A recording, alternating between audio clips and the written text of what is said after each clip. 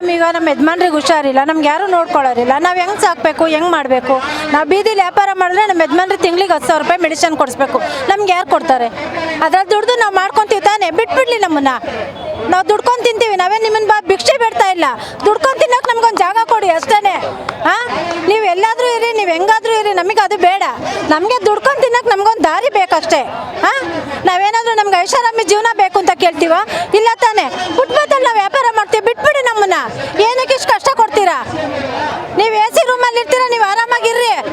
ಹಾಂ, ನಾವು ಯಾರನ್ನಾದ್ರೂ ಕೇಳಿದ್ರೆ ನಿಮ್ಮ ಸ್ವಂತ ಜಾಗ ತೋರಿಸ್ರಿ ಕೊಡ್ತೀವಿ ಅಂತಾರೆ. ನಮ್ಮ ಸ್ವಂತ ಜಾಗ ಇದ್ರೆ ನಾವು ಯಾಕೆ ಬೀದಿಗೆ ಬರ್ತಾ ಇದ್ವಿ? ಹಾಂ, ಇವಾಗ ಹಾರ್ಟ್ ಪೇಷಂಟ್ ಮನೇಲಿ ಇಟ್ಕೊಂಡು ನಾವು ಹೆಂಗೆ ಸಾಕಬೇಕು ಮನೇಲಿ? ಹಾಂ, ಅವ್ರಿಗೊಂದು ತಿಂಗಳು ಮಾತ್ರ ಕೊಡಲಿಲ್ಲ ಅಂದರೆ ಅವ್ರ ಜೀವ ಹೋಗುತ್ತೆ.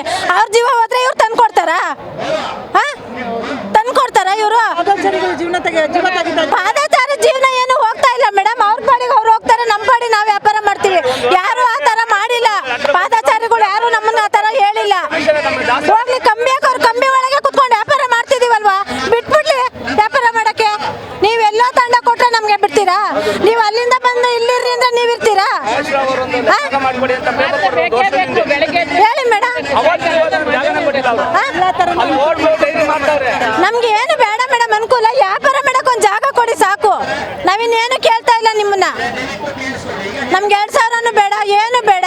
ನಮ್ಮ ಮಕ್ಳದ್ದು ಹೆಂಗ ನಾವು ಜೀವನ ನೋಡ್ಕೊಂತೀವಿ, ಗಂಡನ ಜೀವನ ನೋಡ್ಕೊಂತೀವಿ, ಏನೋ ಒಂದು ಮಾಡ್ಕೊಂತೀವಿ. 10 ರೂಪಾಯಿ ದುಡಿದ್ರೆ 5 ರೂಪಾಯಿ ತಿಂತೀವಿ, 5 ರೂಪಾಯಿ ಉಳಿಸ್ಕೊಂತೀವಿ. ನಮ್ಗೆ ಅವ್ರ ದುಡ್ಡು ಬೇಡ. ನಮಗೆ ರೇಷನ್ ಕಾರ್ಡೇ ಇಲ್ಲ ಅಂದ್ರೆ ನಮಗೆ ದುಡ್ಡು ಎಲ್ಲಿಂದ ಬರುತ್ತೆ? ಓಟ್ ಹಾಕಕ್ ಮಾತ್ರ ನಾವು ಬೇಕು. ಫುಟ್ಪಾತಲ್ಲಿ ವ್ಯಾಪಾರ ಮಾಡೋರು ಓಟ್ ಹಾಕಕ್ ಬೇಕು. ಅದೇ ಫುಟ್ಪಾತಲ್ಲಿ ವ್ಯಾಪಾರ ಮಾಡಕ್ಕೆ ಯಾಕೆ ಪರ್ಮಿಷನ್ ಕೊಡಲ್ಲ? ಯಾಕೆ ಪರ್ಮಿಷನ್ ಕೊಡ್ತಾ ಇಲ್ಲ? ಫುಟ್ಪಾತ್ ಜನ ಬೇಡವಾ ಓಟ್ ಹಾಕಕ್? ನಿಮ್ಗೆ ಬೇಕು ತಾನೆ? ಅವ್ರಿಗೊಂದು ವ್ಯವಸ್ಥೆ ಮಾಡಿ. ನಿಮ್ ಕೈಲಿ ಆಗಲ್ವಾ ಮಾಡಕ್ಕೆ? ಬರೀ ಇರೋರ್ಗೆ ಮಾಲ್ಗಳಿಗೆ ಎಲ್ಲ ವ್ಯವಸ್ಥೆ ಮಾಡ್ತಿರಲ್ಲ, ಫುಟ್ಪಾತ್ನರ್ಗೂ ಒಂದು ವ್ಯವಸ್ಥೆ ಮಾಡ್ಕೊಡಿ. ಬೇರೆ ಕಡೆ ಜಾಗನ ನಾವು ಮಾಲಲ್ಲಿ ಮಾಡಂಗಿದ್ರೆ ನಾವ್ ಯಾಕೆ ಮೇಡಮ್ ಇಲ್ಲಿ ಬರ್ಬೇಕಾಗಿತ್ತು?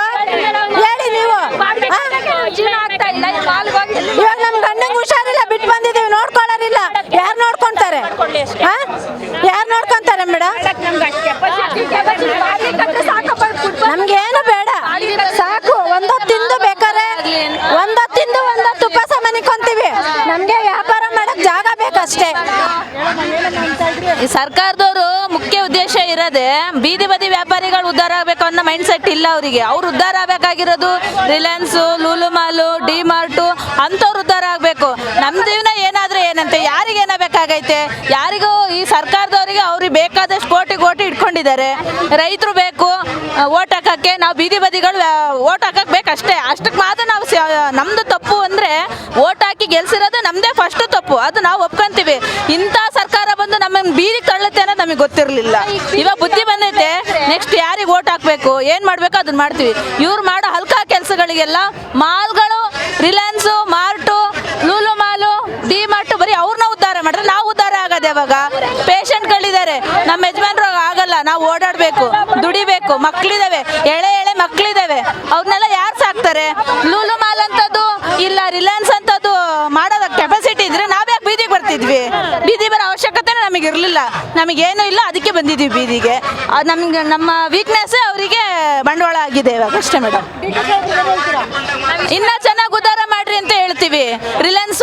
ರಿಲಯನ್ಸ್ನ ಇವಾಗ ಲೂಲು ಮಾಲ್ ಕಟ್ಕೊಂಡಿದಾರಲ್ಲ ಡಿ ಕೆ ಸಾಹೇಬ್ರು, ಇನ್ನೂ 1-2-3 ಕಟ್ರಿ. ಬೀದಿ ಬದಿ ಮೇಲೆ ಇನ್ನೂ 4-5 ಮಾಲ್ಗಳನ್ನ ಕಟ್ರಿ. ಆಮೇಲೆ ರಿಲಯನ್ಸು, ಡಿ ಮಾರ್ಟು, ಬೇಜಾನ್ ಮಾರ್ಟ್ಗಳಿದೆಲ್ಲ ಅವ್ರನ್ನ ಉದ್ಧಾರ ಮಾಡ್ರಿ. ಯಾಕೆ ಅವ್ರು ಮಾತ್ರ ಓಟ್ ಹಾಕ್ತಾರಲ್ವಾ, ನಾವು ಓಟ್ ಹಾಕಲ್ಲ ಅಲ್ವಾ? ನಮ್ಮ ತಾಕತ್ತೇನು ಅಂತ ನಮಗೂ ಟೈಮ್ ಬರುತ್ತೆ. ಅವಾಗ ನಾವು ತೋರಿಸಿ ನಮ್ಮ ತಾಕತ್ತೇನಂತ ಅವಾಗ ನಾವು ತೋರಿಸ್ತೀವಿ.